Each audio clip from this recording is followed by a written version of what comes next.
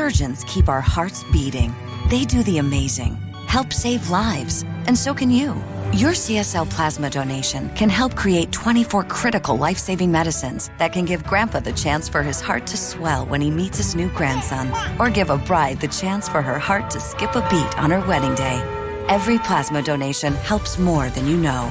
Do the amazing. Help save lives. Donate today at your local CSL Plasma Center and be rewarded for your generosity.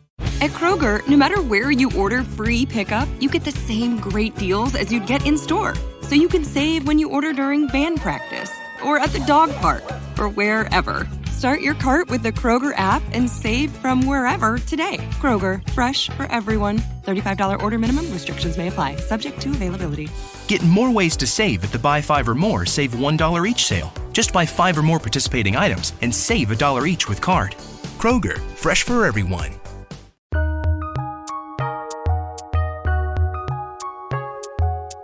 Welcome to the Fantasy NBA Today podcast.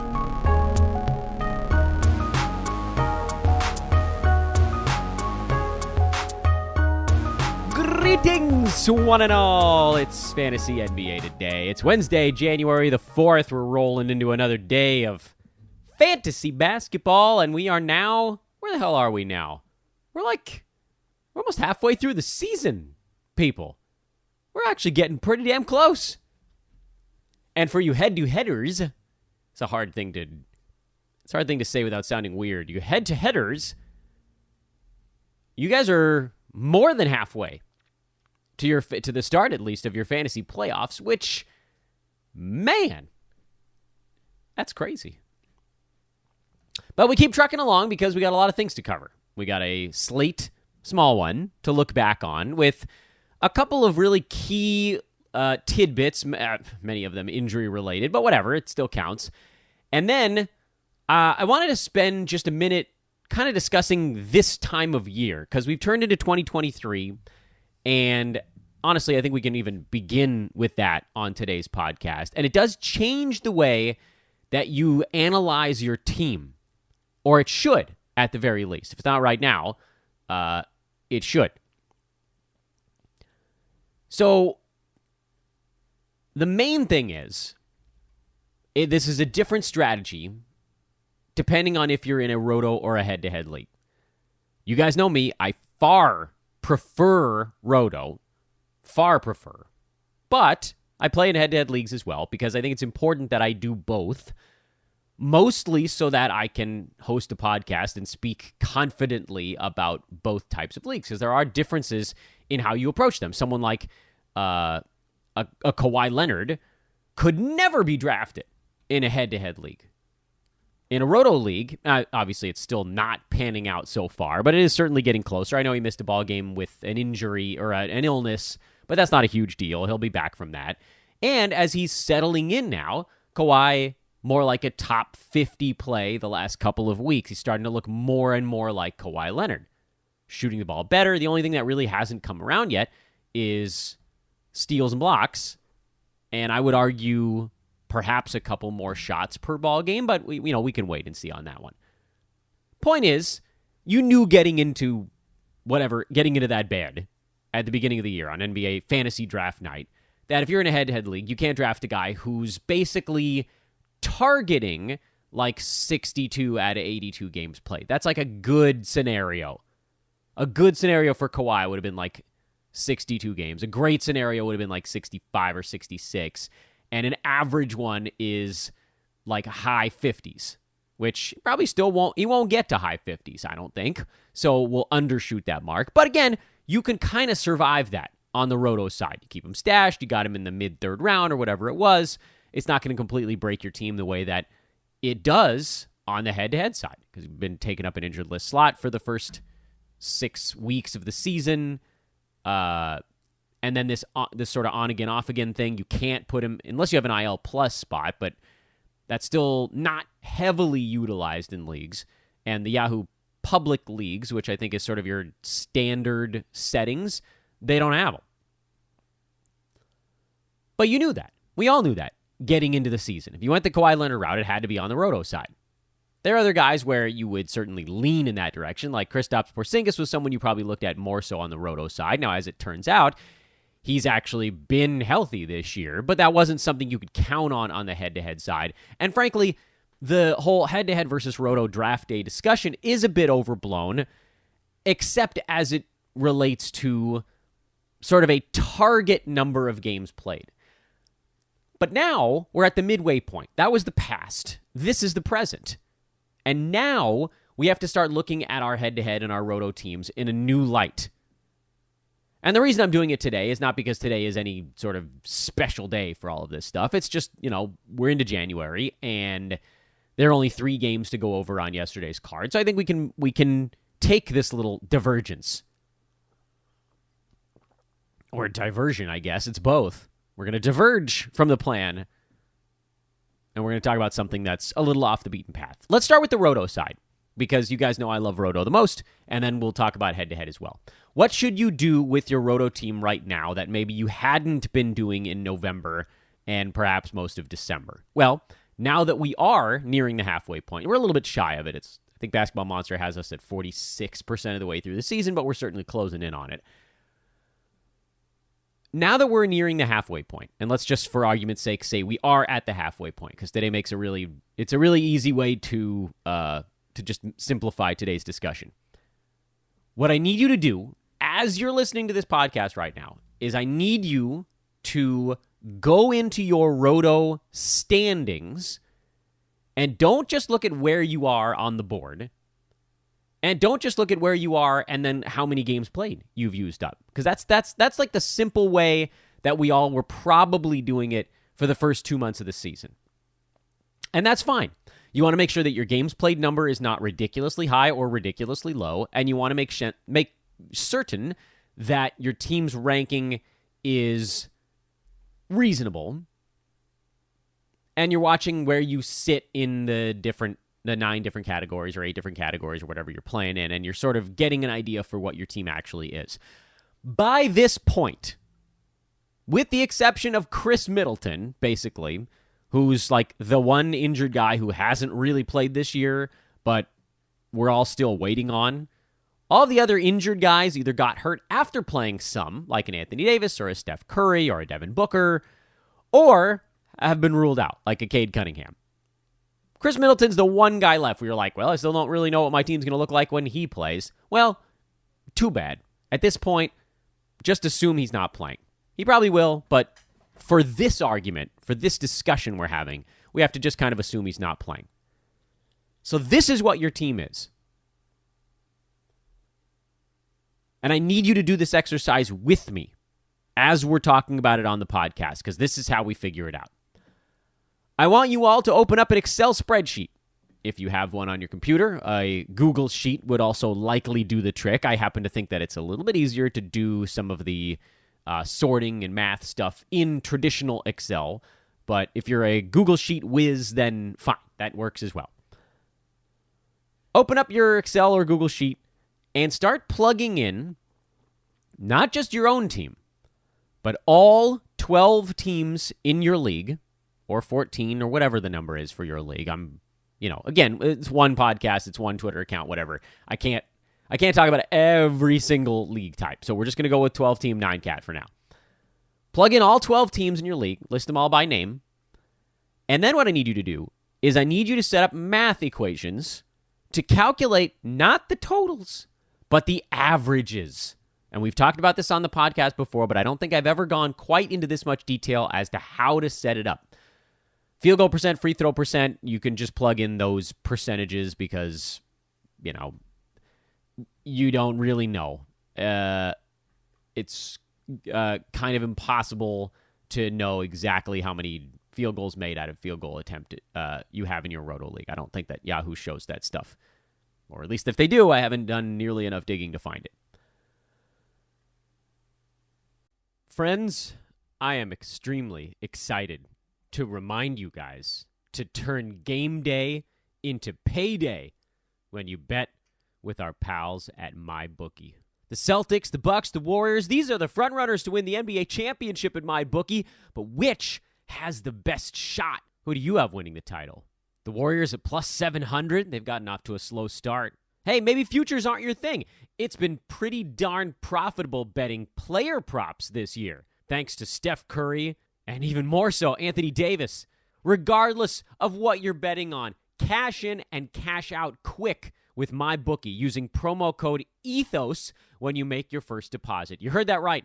MyBookie will spot you extra cash with your deposit. Minimum $45, but you can claim the bonus all the way up to $2,000. Extra cash with MyBookie. They're back, baby. Check them out. Turn game day into payday once again when you bet with our pals at MyBookie. Surgeons keep our hearts beating. They do the amazing, help save lives, and so can you. Your CSL plasma donation can help create 24 critical life-saving medicines that can give Grandpa the chance for his heart to swell when he meets his new grandson, or give a bride the chance for her heart to skip a beat on her wedding day. Every plasma donation helps more than you know. Do the amazing. Help save lives. Donate today at your local CSL Plasma Center and be rewarded for your generosity. For the other categories, the 7 counting categories, I need you to set up math equations in each column that puts the total number in that column over the number of games played. So that everyone in your league, on your Excel spreadsheet, you will be able to sort by the average number of points per games cap. That's basically what you're figuring out now. Points per games cap, rebounds per games cap, and so on and so forth, all the way down the board, assists, steals, blocks, and turnovers per games cap game played. And I get it. Maybe you've used more center games than guard games. And vice versa. Perhaps.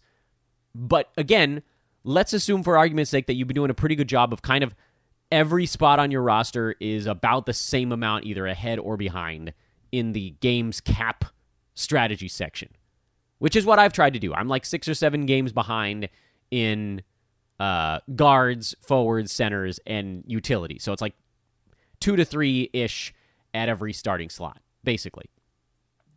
That's fine. Comes out to, 20 to 30 behind. Not a big deal. 20 some odd. Which I don't even think that's really 20 to 30 behind. It's, they're grading it out. It doesn't matter.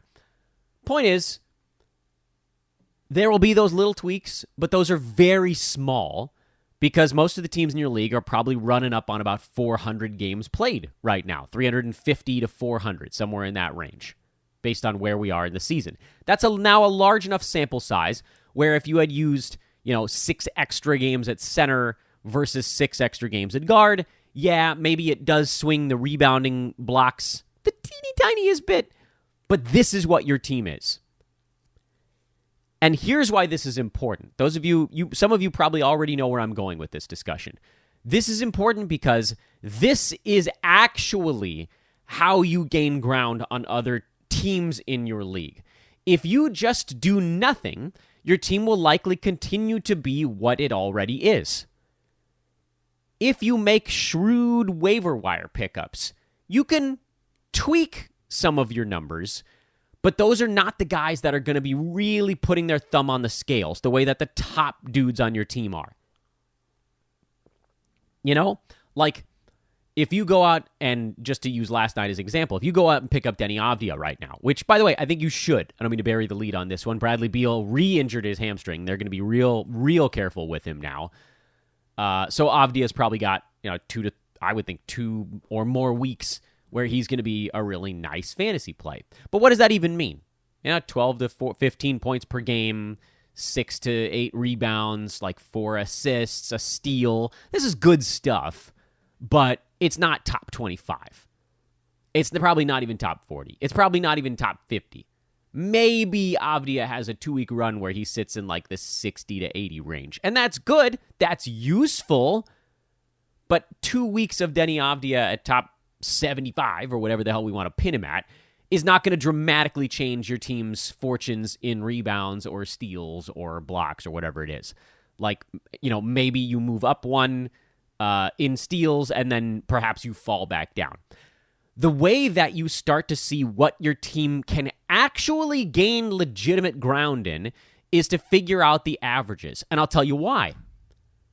Because the other teams in your league almost definitely are not doing this thing, unless you're in like the multi-$1,000 leagues. This is where we're going to out-hustle the other teams on the Roto side. If you're in that top 5 on the Roto and you're feeling okay about your team, this is the way that you squeeze Roto points in a way that other teams simply won't be doing. Say you line up all 12. And again, it's important to do a math problem because what you're going to end up doing is every week or so, you're going to want to update the totals numbers, and then your Excel spreadsheet can just do the math for you. You might run the numbers, and this is why the games played thing is so screwball. 20, 30 games played at 350 games. It doesn't feel like that much anymore, but it can really confuse the standings. It can really confuse the standings. I'm trying to find a good example of one of my own teams where this is the case. Blocks are pretty easy because they're the lowest number on the board. You know, if you're 10 blocks behind somebody, you can very easily look over and see what the games played difference is and figure out if this is something you can make up pretty quickly. But the other stuff is actually really confusing.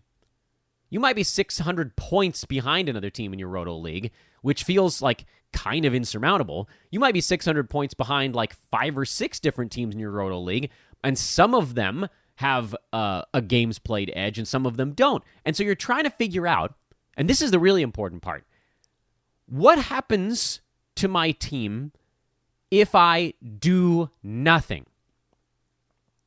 Okay? Are you following me on this one? Right now, I've pointed at your screen and I've said, hey, this is basically what your team is if it does nothing. But what I didn't say was, this is your team's rank if you do nothing. These are the numbers your team is putting up. But you don't, until you look at the averages, you don't really know what that translates to. Until you look at the averages, you don't really know what that translates to. And the reason I bring this up is that you might learn good news. You might also learn bad news from looking at the averages of every team in your league. Because then you can sort by averages and figure out how many Roto points your team would actually have. This is what this actually will do for you. If every single team had played the exact same number of games played at this exact moment, which basically then says, if everybody in the league makes no big changes to their team between now and the end of the season, this is where we'll actually finish by ranking. And the fun part of all this is, and this is something that happens to me basically annually in like probably half to 2/3 of my Roto leagues, is I lay all these numbers out by averages, and I realize that my team is like, I don't know, ranked like 3rd in rebounding or something crazy like that. But in actuality, if I just let the numbers play themselves out, I'm only like 1/10 of a rebound per game behind like 4 other teams. And those teams might not really notice it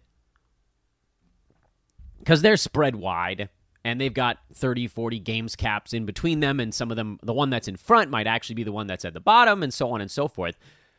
But the beauty part is, you might look at the board and see that you're like 200 rebounds behind a team that you want to pass. But if you're looking at the averages, you might notice that you really only need to improve your team's rebounding by like 1/10 of a board per games cap to jump over 3 or 4 teams.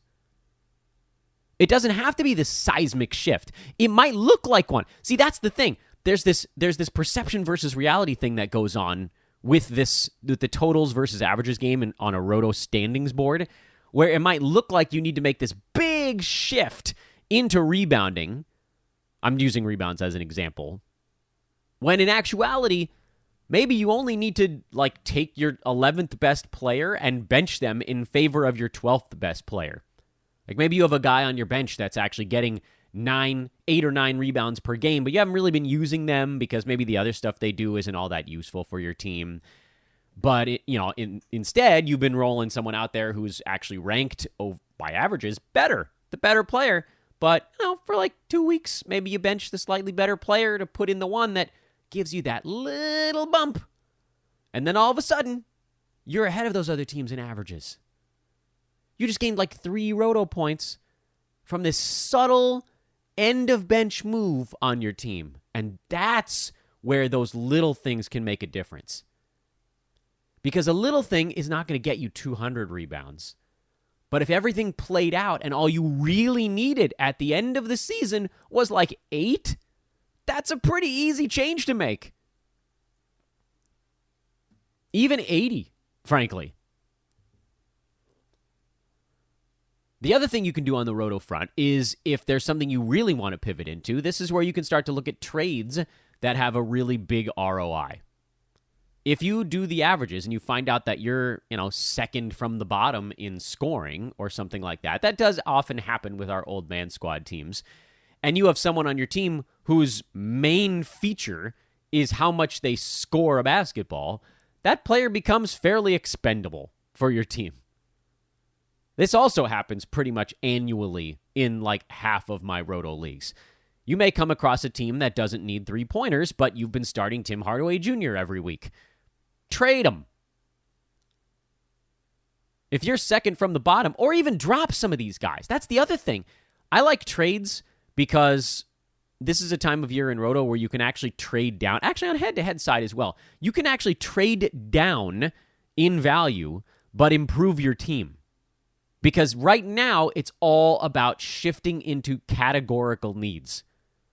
You are no longer hunting for best player in a vacuum. That doesn't make sense anymore. If you're looking at your head-to-head team, you got to figure out 5 out of 9 categories that you can guarantee yourself a win in and start to lean into those, provided you're in playoff position. If you're not, you probably need to still continue to win more games. On the roto side, figure out where you can gain points without losing that much. If you're, again, second from the bottom in blocks, you have a couple of choices. You could either lean into it to try to gain a whole bunch of stuff, or if you have one guy in your team that's actually like a pretty good shot blocker but doesn't do much else for you, dump him. You could drop him. You could trade him. Those guys don't end up... That's the soft punt now. You guys know on shows over the past few years, I've actually referred to not as a punt, but a give up. You didn't come into the season trying to be second from the bottom in scoring. It just happened. You just ended up with a team that doesn't score the basketball all that well, but your team's pretty good at a lot of other stuff. But you know what? They could use a little bit of help in big man stats. Great! Take that guy on your team that scores the basketball well, which isn't helping you right now. Trade him. You lose as much as 1 point in the scoring department because you're second from the bottom. The potential loss is so small, there's almost no risk. You trade a scorer, a top 60, 70 type scorer on your team for like a top 80 big man, and maybe you gain a point in rebounds, a point in blocks, and a point in field goal percent. Perhaps you traded down, but ended up gaining 2 roto points. This is a very easy thing to pull off because you are now able to go to the other team and just say, look, I'm willing to give you the better player. I'm not trying to pull the wool over your eyes. You can look at all the news and think that I'm trying to screw with you, but I'm not. This is a category that I no longer need. If you're just straight with other people in your league, especially if you're not in first place right now on the roto side, this also makes this a much easier thing to do. No one wants to trade with the first place team because they figure that they're pulling the wool over them on something.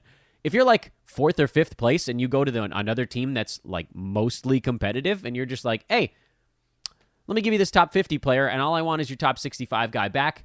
I'm not trying to sell high on you. I'm trying to make this a 1-for-1 trade where you get the better player, but I get some categories that I really need. Most teams are not vindictive enough to say no in a situation like that. Every once in a while, you'll get an opposing manager that's like, hell no, I'm not going to give you the categories you need because I'm an asshole. But most of the time, the other manager's going to be like, okay, sweet, yeah, like I want the better guy. Cool, good for my team.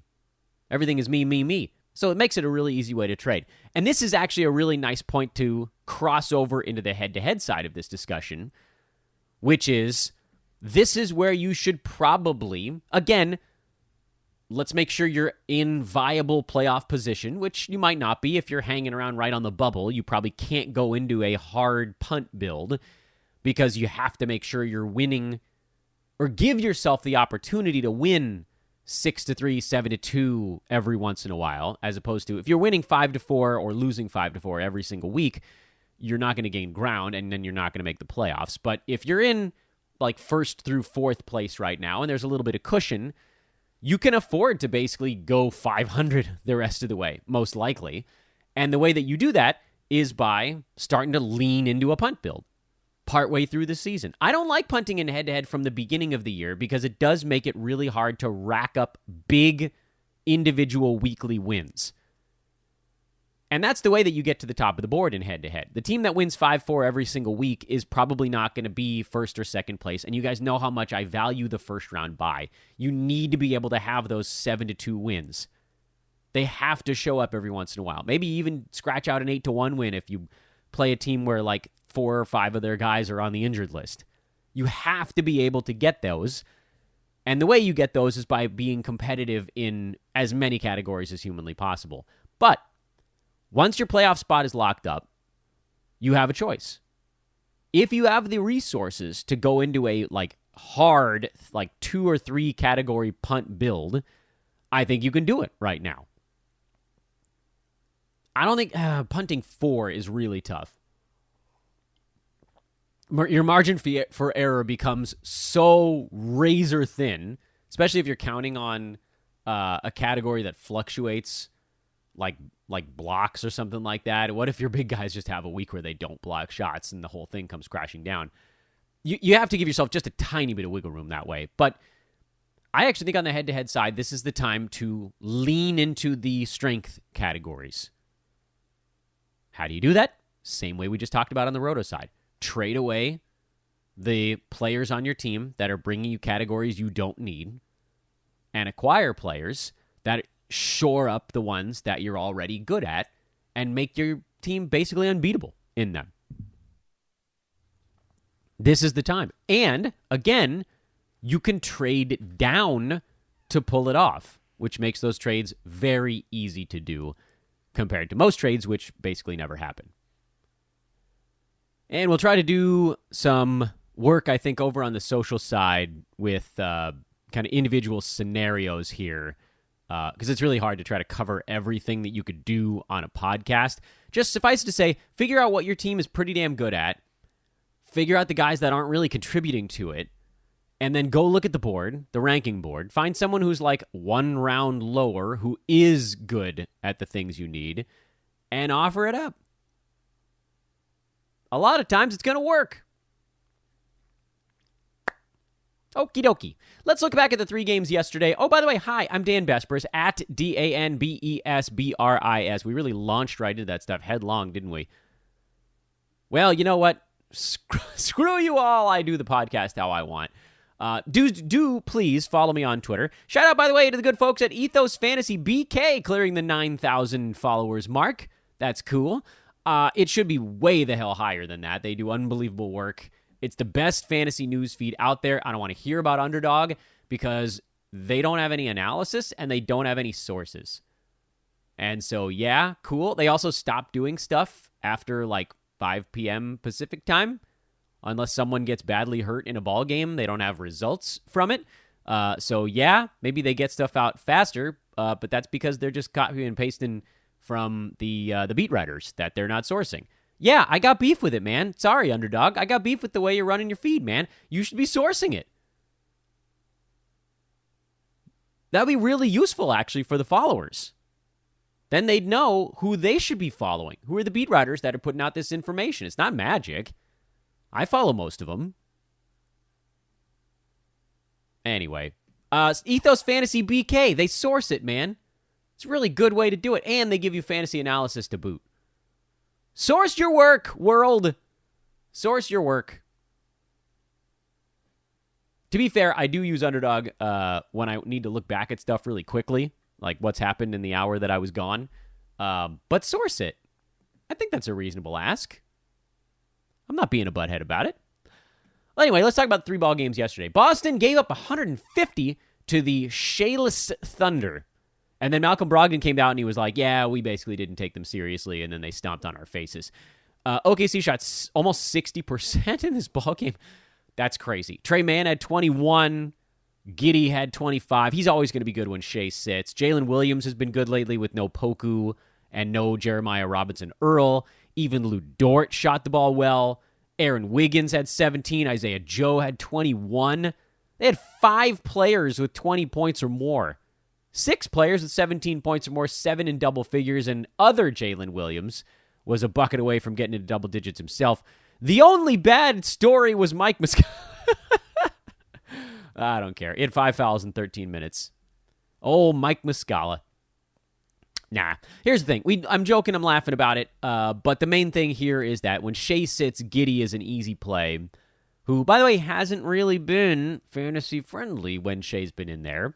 And then Jalen Williams, as much as lately I've said I'm trying to avoid the OKC roulette wheel, you guys have heard me talk about it for like a week now. With Pokusevski out and Robinson-Earl out, Williams has had enough to do. It's a usage thing. It's not just a minutes thing that he's been good enough to play in fantasy leagues. Over on the Boston side, you know, if your Celtic survived this game, call it a win. Brogdon and Jason Tatum had decent ball games, and everybody else was pretty bad. I know Jaylen Brown had 29 points, but he did nothing else, and bad free throw shooting. Al Horford was particularly invisible.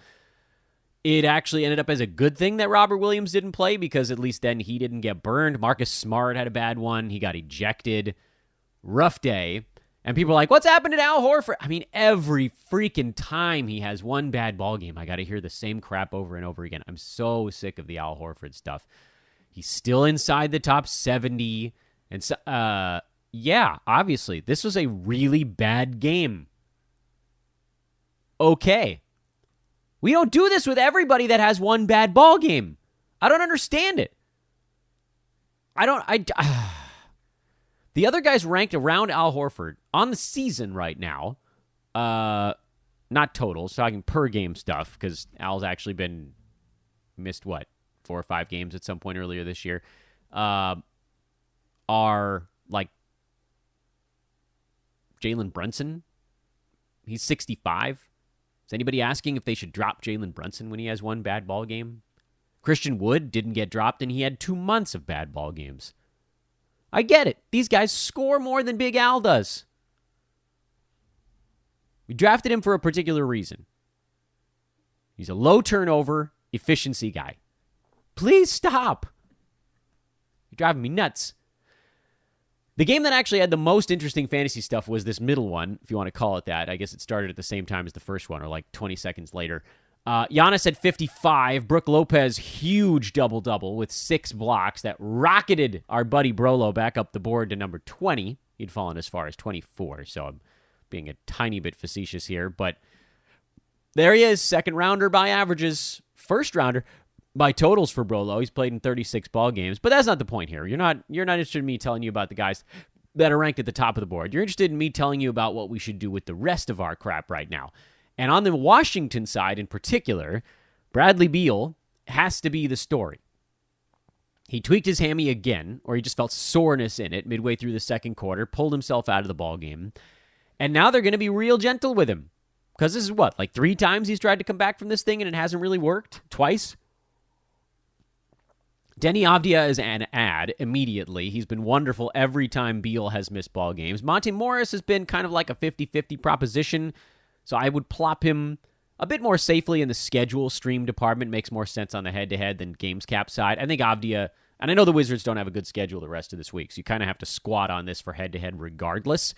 But for Roto, I love Avdia in the next whatever stretch this is for Bradley Beal. I've gotten some DeLon Wright questions. He's turned himself into this like steals-only play, which is worth something. But again, I think you have to gravitate more to the head-to-head side because 2 steals per game is fantastic, but he's literally doing nothing else. Even I have a lower barrier for what I'm okay with the whole nothing else thing. It's got to be like a little bit. There's just been nothing.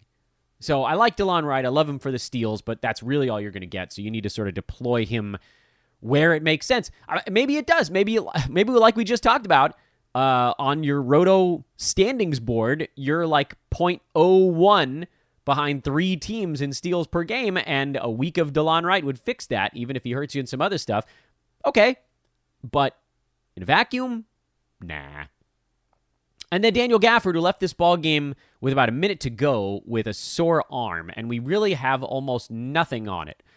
I was reaching out to Wizards people on Twitter last night. They don't even really know what the status is on Gafford, so we're going to roll with him as questionable for now. But he played 29 minutes again. He's been incredible while he's been in there. Game they lost by 10, Gafford was only a -4. Beal was a +4. They were actually putting together an okay ball game before Beal went down. And I think these are the kind of games where you need your big-time scoring guy. So, yeah, Washington, they've been playing well. They're beating other kind of mediocre to middling teams without Beal, but they're not going to be the good ones without him. But the reason they're more competitive these days is largely Daniel Gafford. The Gafford-Porzingis back line of the defense has a lot of teeth to it. I think Gafford is a must-own, must-start play, and he has been for a week now.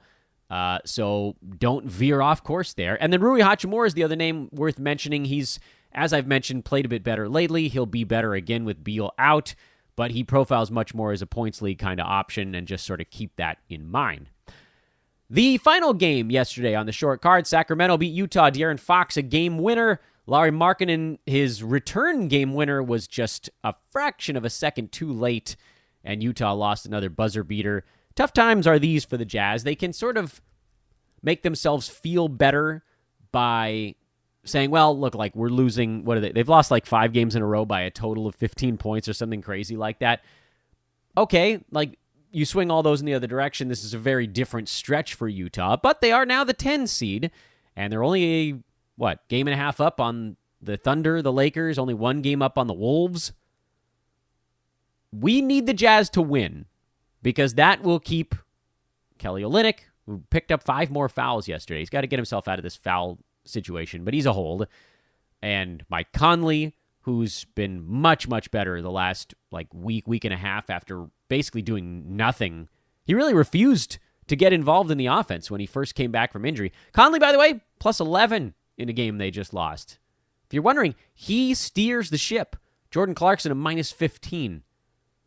I know. It sounds like I have beef with Clarkson. I really don't. He's just he really does nothing besides score, and sometimes kind of inefficiently. He's a points league guy, too. Jared Vanderbilt had his once every few games better one, 14-9, couple assists, steal and a block, good percentages in this one. Walker Kessler down to just 17 minutes. Yes, that is a bit disconcerting. I think that'll happen when Vanderbilt plays better. But lucky for us, Kessler still had 3 defensive stats. He made his 2 free throws, heaven forbid, and 7 rebounds. So he still kind of did the stuff we were hoping for. He's a hold. Vanderbilt's a hold. Olynyk's a hold. All these guys that I'm probably going to get asked whether or not they're holds. And then Malik Beasley, who I talked about on social media yesterday, with Colin Sexton out, he does seem to have enough to do. And I think you can feel somewhat confident with Beasley as kind of a lower-end injury replacement play. And then for the Kings, it's the same stuff, man. Nothing's changed for that team in 8 weeks. Keegan Murray at least had 5 rebounds in this ball game. If he could actually rebound, if he got to 5 boards per game, he'd probably be a fantasy startable asset. But there really has been nothing since other than 3-point shooting. He gets you some threes. That's kind of been it the whole year. Those rebounds would be a big deal. I don't expect them to continue, but keep an eye on it, I guess. And that's your very short Tuesday recap. You guys did mention hoping that I could do kind of like a lightning round of what I'm looking for on the upcoming card. So let's just blitz through this giant Wednesday, and I'll tell you what we're watching for. Indy, not a whole lot. I think I do at least, much more confident of what those kind of fringe guys are, and they're more schedule streamy. Joel Embiid is questionable. This time it's with foot soreness. I think he's going to play. He's been playing through stuff so far this year, and Philly looks really good lately, but I guess you never know. If he sits basketball, Paul Reed would be your injury replacement play. Otherwise, nothing really on the Phillies side. Phoenix, I expect Landry Shamet to have a much better ball game here. Cleveland's still a good defensive team, mind you, and this is the lowest total on the board because of Cleveland. So, yeah, I mean, maybe it's not the world's best time to deploy your fringy Phoenix Suns like Torrey Craig or Landry Shamet, but they'll be better than they were when the team put up, whatever it was, 83 points in New York a couple days ago. Can Donovan Mitchell come anywhere near a follow-up performance? My guess would be no. It's really hard for these guys to come back after like the world-class record-breaking game and then do the same thing the next night, but I guess you never know. Nothing else really other than the same stuff. If Evan Mobley does not go, then you go Kevin Love. Easy enough. Memphis, nothing. I think everybody's in for Memphis right now. I hadn't heard anything otherwise, or everybody that's relevant. Charlotte, Kelly Oubre, down for 4 to 6 weeks with injury or with surgery. They revealed that it was an injury he's been playing with since the first week of the season, which really screams tank. And that's another reason why yesterday we talked a bunch about, do we want to get out in front of it with Dennis Smith Jr.? Jalen McDaniels has a really, really open path. He'll be starting. And then, I don't know. I mean, does this finally get Terry Rozier going? We'll see. This will be a tough matchup. OKC, I'm going to assume that Shea will be back for this one on the back-to-back. He's been sitting out half of their back-to-back with whatever random ailment they decide to throw on the injury board. Yesterday it was illness. Sometimes it's back. Sometimes it's knee. It's nothing, folks. It's nothing. It's rest. But, they just, I think they want to get fined or something. Which knocks everybody down a whole bunch of pegs with Shai Gilgeous-Alexander back in there. The Jalen Williams stuff, probably still startable. It's just not my favorite.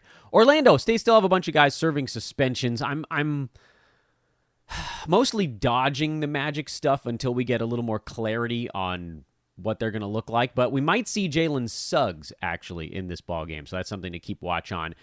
San Antonio, who's in, who's out? It's a tough matchup, too. The Knicks playing good defense these days. Can Keldon Johnson keep the good shooting going?